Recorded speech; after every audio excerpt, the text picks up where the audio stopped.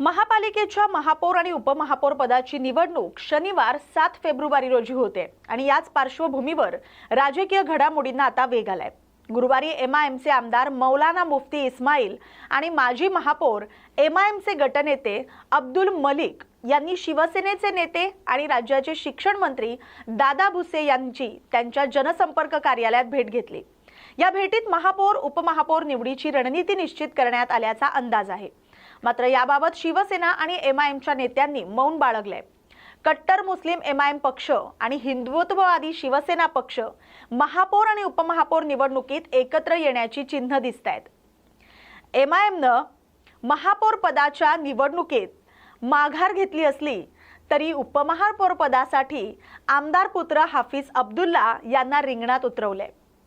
महापौर आणि उपमहापौर निवडणुकीची रणनीती ठरवण्यासाठी एमआयएमच्या नगरसेवकांची मुंबई आग्रा या महामार्गालगतच्या पाटणे शिवारातील एका हॉटेलवर गुरुवारी गुप्त बैठक पार पडली। या बैठकीत शिवसेनेच्या महापौर पदाच्या उमेदवार लता घोडके यांना पाठिंबा द्यायचा की नाही यावर खलबत झाली। दरम्यान शिवसेनेचे स्थानिक पदाधिकारी एमआयएमचे नगरसेवक आणि मौलाना मुफ्ती यांच्या संपर्कात आहेत।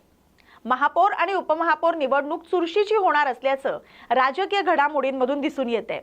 मालेगाव सेक्युलर फ्रंटकडून महापौर पदासाठी नसरीन शेख आणि ताहेरा शेख तसंच उपमहापौर पदासाठी शान ए हिंद या उमेदवारी देण्यात आलेली आहे।